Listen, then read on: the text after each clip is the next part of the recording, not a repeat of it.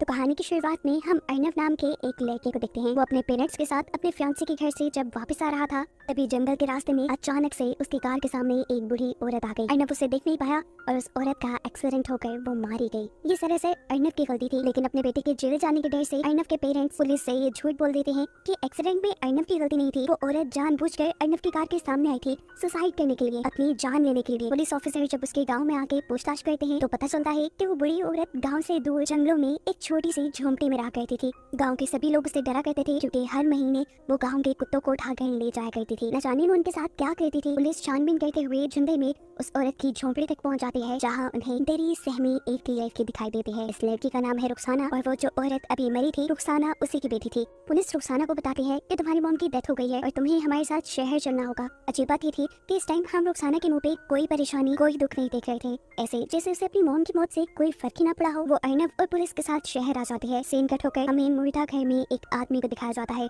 वो जब पोस्टमार्टम के बाद इस बूढ़ी औरत को दफन कर रहा था, तो तब उसे उस औरत के हाथ पे एक अजीबोगरीब निशान नजर आता है। जिस निशान को देखते ही वो डर गया। उसे फौरन बांग्लादेश में एक आदमी को कॉल मिलाई जिसका नाम था प्रोफेसर कासिम अली। यह आदमी कासिम अली को बताता है कि उसने एक मरी हुई औरत के हाथ पे औलाद चक्र का निशान देखा है। ये बात सुनते ही कहानी एकदम से फ्लैशबैक में चली जाती है और हमें कासिम अली के पुराने दिन दिखाए जाते हैं, जब कासिम अली क़यामत आंदोलन नामी एक मुहिम का हिस्सा थे। इस मुहिम के दौरान कासिम अली हर उस औरत को मार दिया करते थे जिसके हाथ पे औलाद चक्र का निशान होता था। ऐसे ही एक दिन जब कासिम अली एक औरत को मारने लगते हैं, तो वो औरत कासिम अली की आंख में अगरबत्ती घुसाकर वहाँ से भाग जाती है। उस वक्त वो औरत प्रेग्नेंट थी। इस सारी कहानी को बताने का मकसद ये है कि वो औरत जिसे अभी मारा गया वो कोई और नहीं बल्कि वही औरत थी जो कासिम अली की आंख पर हमला करके भाग गई थी, जिसका पता अब कई सालों बाद कासिम अली को चला था। यहाँ प्रेजेंट टाइम में हम देखते हैं कि जब रुखसाना पुलिस से बात कर रही थी तो वो काफी डिस्टर्ब थी। उसे पुलिस से कहा कि उसे अगरबत्ती से डर लगता है। इन सारी चीजों के दौरान हम देखते हैं कि वो आदमी जिसने कासिम अली को उसकी मॉम के मरने की खबर दी है, वो भी चुपके से उसके ऊपर नजर रखे हुए था। सारी लीगल फॉर्मेलिटीज कंप्लीट होने के बाद अर्नव रुखसाना को उसके जंगल वाले घर में छोड़ने के लिए चला जाता है, जहाँ रुखसाना की मरी हुई माँ के एलियंस आते हैं जो रुखसाना को अपने पास बुला रही थी। यही अब इसी झोंपड़ी में रुखसाना को किसी के जोर जोर से सांस लेने की आवाजें आने लगती हैं, जिससे डरकर रुखसाना वहाँ से भाग जाती है। अगले दिन दिखाया जाता है कि कासिम अली अपने कुछ लोगों के साथ रुखसाना को उसकी झोंपड़ी में पकड़ने के लिए आए थे, लेकिन रुखसाना तो उनके आने से पहले ही भाग चुकी थी। यहाँ कासिम अली को रुखसाना का एक बाल मिलता है जिसे वो अपने पास संभाल कर रख लेते हैं। हम देखते हैं कि रुखसाना भाग भाग कर अर्नव के घर आ चुकी थी। वो बहुत ज्यादा डरी हुई थी। उसने काफी सारा टाइम अर्नव के बेड के नीचे गुजारा। एकदम से अर्नव की नजर उसके ऊपर पड़ जाती है और अर्नव उसे यहाँ देखकर परेशान हो जाता है। उससे पूछता है तुम यहाँ कैसे आई, जिसके जवाब में रुखसाना कहती है कि कुछ बुरे लोग उसके पीछे पड़े हुए थे जिनसे जान बचाकर उसे भागकर यहाँ आना पड़ा। रुखसाना बताती है मैं उनमें से किसी आदमी को नहीं जानती थी सिवाय एक के। उस आदमी को मैंने अपने बचपन में देखा था। बचपन में भी वो मुझे मारने आया था और मुझे लगता है कि अब भी वो मुझे मारने ही आया है। उसकी मेरे साथ क्या दुश्मनी है वही नहीं जानती। इस आदमी की हमें समझ आ ही गई थी कि वो और कोई नहीं बल्कि प्रोफेसर कासिम अली थे। अब क्योंकि रुखसाना जंगल से यहाँ तक भाग भाग कर आई थी, वो भी नंगे पाँव, इसी वजह से उसके पाँव बुरी तरह जख्मी थे, जिस पर लगाने के लिए अर्नव उसे एक ट्यूब देता है। वो उसे एक रात अपने घर रुकने की इजाजत दे देता है क्योंकि इस टाइम एक अकेली लड़की का बाहर जाना खतरनाक साबित हो सकता था। लेकिन वो रुखसाना से कहता है कि सुबह होते ही मैं तुम्हें शेल्टर होम छोड़ाऊंगा। सुबह होते ही वो रुखसाना को लेकर शेल्टर होम की तरफ निकल जाता है, लेकिन शेल्टर होम की हालत बहुत बुरी थी। उसमें किसी इंसान का रहना नामुमकिन था। इसलिए अर्नव फैसला करता है कि वो रुखसाना को कुछ और दिन अपने ही घर रखेगा। जितने दिन रुखसाना अर्नव के घर पे थी, हम नोटिस करते हैं कि रुखसाना आम इंसानों से कई मुख्तलिफ है। उसी शहर के तौर तरीके नहीं आते। वो डस्टबिन से खाना निकाल कर खाती है, अजीबोगरीब तरीके से चलती है। लेकिन एक अच्छी बात ये भी थी कि रुखसाना बहुत अच्छी पेंटिंग करती थी। उसके पास हर टाइम एक नेल कटर होता था जिससे हर रोज वो अपने नेल काटा करती थी, क्योंकि रोज उसके नेल आम इंसानों से कहीं ज्यादा बढ़ जाया करते थे। अर्नव इस चीज से परेशान एक दिन उसका नेल कटर छुपा लेता है और अपने नेल काटने के लिए रुखसाना छुरी का इस्तेमाल करती है, जिसकी वजह से उसके पाँव बुरी तरह जख्मी हो जाते हैं। इसके अलावा अब अर्नव के घर में कुछ अजीबोगरीब चीजें भी होने लगी थी। जैसे ही अर्नव ऑफिस के लिए निकलता था, अर्नव के घर से कुछ अजीबोगरीब आवाजें सुनाई देती थी, जिन आवाजों के बाद रुखसाना का भी चेहरा बदल जाया करता था। उसका चेहरा डरावना हो जाता था। ऐसे ही एक रात में रुखसाना को बहुत जोर से पेट में दर्द होता है। यहाँ अर्नव उसके पास उसकी मदद के लिए आता है, लेकिन वो अर्नव को भी अपने से दूर कर देती है। उसके बाद आधी रात में जब अर्नव सोने के लिए चला गया, तो तब हमने देखा कि रुखसाना ने टेरेस में जाकर बिल्डिंग से जंप कर दी। लेकिन इस सब के बावजूद वो मरी नहीं। वो तो जिंदा सलामत ऐसे नीचे थी जैसे कुछ हुआ ही ना हो। और इस बात से हमें मालूम हुआ कि वो कोई आम इंसान नहीं बल्कि एक ऐसी क्रिएचर है जिसके बारे में शायद हम नहीं जानते। वो यहाँ नीचे जाकर सोसाइटी के डॉग के ऊपर हमला कर देती है और बुरे तरीके से किसी वैम्पायर की तरह उसका खून चूसते हुए उसे मार देती है। सिंगट होकर हमें कासिम अली को दिखाया जाता है, जो एक बंधी हुई औरत के पास आई है। कासिम अली ने उसे काफी साल से अपनी कैद में रखा हुआ था। कासिम अली के सामने आते ही इस औरत का चेहरा बिगड़ जाता है, इतना खराब हो जाता है कि देखने के काबिल नहीं रहता, ऐसे जैसे वो कोई भूत हो। कासिम अली इस औरत को एक लड़की का बाल देते हैं और कहते हैं सूंघ के बताओ कि ये अब कहाँ है। ये रुखसाना का बाल था जिसे सूंघ कर वो औरत प्रोफेसर से कहते हैं ये तुम्हारे हाथ नहीं लगेगी, उस पे बाहर आई है, अगर तुम फिर भी अपनी कोशिश करना चाहो तो कर लो। ये औरत उसे अर्नव का पता दे देती है जिसके घर पे आजकल रुखसाना थी। अगले ही दिन प्रोफेसर अपने एक असिस्टेंट के साथ अर्नव की सोसाइटी में पहुंच जाते हैं। अर्नव को रोक कर बताते हैं कि तुम्हारे घर पे जो लड़की है वो इंसान नहीं है, वो एक इफरत की यानी एक डेविल की बेटी है। सिर्फ यही नहीं, प्रोफेसर अर्नव को ये भी बताते हैं कि वो लड़की तुम्हारे साथ जरूर इंटीमेट होकर बच्चे पैदा करने की कोशिश करेगी ताकि वो अपनी नस्ल को आगे बढ़ा पाए, लेकिन तुम्हें एहतियात करनी होगी। अर्नव जिसे इन बातों पे बिल्कुल यकीन नहीं था वो प्रोफेसर को सिक्योरिटी से कहकर बाहर निकलवा देता है, लेकिन फिर भी ये लोग अर्नव का पीछा नहीं छोड़ते। वो मुर्दा घर वाला आदमी अर्नव का कंटिन्यूस पीछा करने लग जाता है, जिस बात का अर्नव को भी अंदाजा था। इसीलिए उन दोनों के दरमियान में लड़ाई हो जाती है और इस लड़ाई के नतीजे में अर्नव का सर फट जाता है। वो जब घर आया तो रुखसाना उसे देखकर परेशान हो गई। अर्नव ने सारी सच्चाई रुखसाना को बताई कि किस तरह एक प्रोफेसर से मिला था और उसने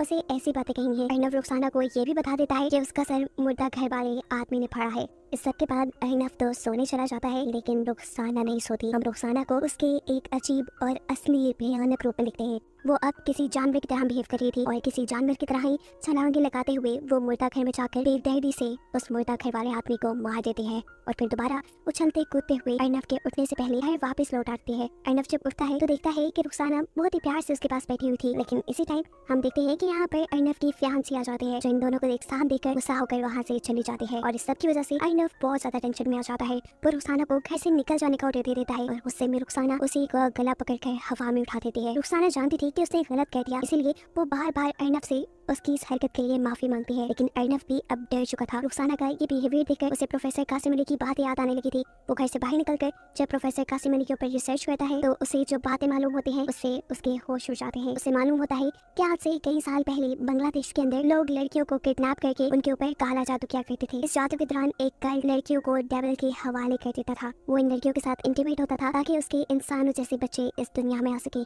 जो लड़कियां इफरत के साथ इंटीमेट हो जाती थी उनके हाथ पे औलाद चक्र का निशान बना दिया जाता था, जैसा रुखसाना की मोम के हाथ पे था। ये कल्ट और उनके काम इतने ज्यादा बढ़ गए कि हर तरफ हंगामे होने लगे और इसको खत्म करने के लिए प्रोफेसर कासिम अली ने एक मुहिम शुरू की। वो ढाका यूनिवर्सिटी के एक प्रोफेसर थे। उन्होंने डेविल यानी इफरत के ऊपर बहुत सारी रिसर्च की हुई थी और वो इफरत से जुड़ी हर चीज को इस दुनिया से मिटाना चाहते थे। इस मुहिम को क़यामत आंदोलन का नाम दिया गया था, जिसमें लोग उन लड़कियों को बच्चा पैदा होने के बाद मार दिया करते थे जिनका डीमन के साथ कोई ताल्लुक था। कासिम अली तकरीबन सारी लड़कियों को मारने में कामयाब हो गया, लेकिन एक लड़की उसके चुंगल से बचकर भाग गई जो थी रुखसाना की मॉम। साफ मतलब ये था कि रुखसाना भी एक इफरत की यानी डेविल की बेटी थी। ऐसे बच्चे वो बहु इंसानों की तरह ही दिखते हैं, लेकिन इंसानों से कहीं ज्यादा ताकत होती है इनमें। इनके नाखून और बाल बहुत जल्दी बढ़ जाते हैं। इंटरेस्टिंग बात यह है कि डेविल के जितने भी बच्चे पैदा हुए वो सब की सब लड़कियां थी और अगर ये किसी इंसान के करीब आ जाती तो 1 महीने के अंदर अंदर उनके बच्चे पैदा हो जाते। डेविल के इन बच्चों के अंदर जहर भी होता है जिसे हर महीने इन्हें निकालना पड़ता है। अगर ये हर महीने उस जहर को ना निकाले तो उस जहर से ये खुद ही मर जाए। काफी सारी ऐसी लड़कियां इंसानों का शिकार करके इंसानों में अपना जहर डालकर उन्हें मार दिया करती थी, लेकिन रुखसाना और उसकी मॉम इस काम के लिए कुत्तों को मारती थी। अब अर्नव जिसे ये सारी हकीकत पता चल चुकी थी वो बहुत उदास घर लौटता है और यहाँ रुखसाना एक और मरतबा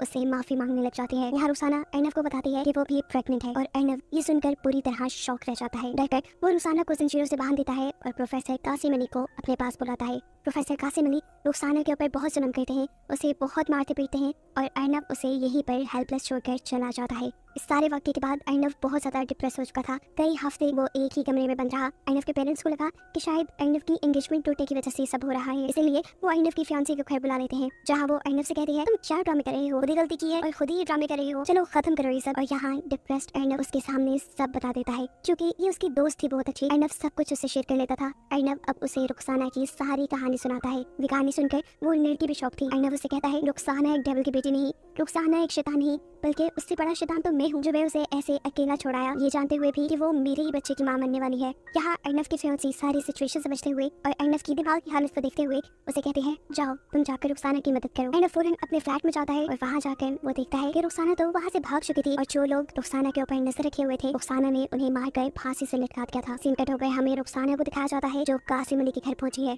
कासिम अली उसे यहाँ देखकर शौक था। इससे पहले कि कासिम अली कुछ करता रुखसाना यहाँ उसकी गर्दन को तोड़ते हुए उसे मार देती है। मरने से पहले कासिम अली कुछ मैजिकल स्पेल्स भी बोल रहा था जिसकी वजह से रुखसाना कंट्रोल में आ जाती, लेकिन ये मैजिकल स्पेल्स रुखसाना के ऊपर कोई काम नहीं करते क्योंकि रुखसाना ने हेडफोन्स लगाए हुए थे। इस सबके बाद रुखसाना जाते हैं अर्नव की फियांसी के घर, जिसकी वजह से उसकी और अर्नव के दरमियान में दूरियां आई थी। वो यहाँ इस लड़की को मारना चाहती थी, लेकिन अपने आप को बचाने के चक्कर में वो गलती से रुखसाना के पेट पे वार कर चुकी थी। रुखसाना के पेट पर हमला करने की वजह से उसे पेट में दर्द होने लगा था और अब वो टाइम आ गया था जब रुखसाना अपने बच्चे को पैदा करती। अर्नव की फियांसी भी यहाँ अपनी जान बचाकर भागने के बजाय रुखसाना की मदद करती है उसका बच्चा पैदा करने में, और हमें दिखाया जाता है कि जब रुखसाना का बच्चा पैदा हुआ तो उसकी एम्बिलिकल कॉर्ड भी थी, जिसके जरिए पेट के अंदर बेबी मदर बॉडी से अटैच होता है, और ये इस चीज का साइन था कि रुखसाना का जो बेबी पैदा हुआ था वो एक ह्यूमन बेबी था। अगर वो एक शैतान का बच्चा होता तो उसकी एम्बिलिकल कॉर्ड ना होती। रुखसाना अब इस बच्चे को अर्नव की फियांसी को देकर यहाँ से चली जाती है, और जब तक अर्नव यहाँ पहुँचता है तो वो यहाँ नहीं थी। अर्नव उसे ढूंढते ढूंढते उसी जंगल तक पहुँच जाता है जहाँ मूवी के स्टार्ट में उसने पहली मर्तबा रुखसाना को देखा था। रुखसाना उसे यहाँ मिल भी गई। वो अर्नव को बताती है कि उसका बच्चा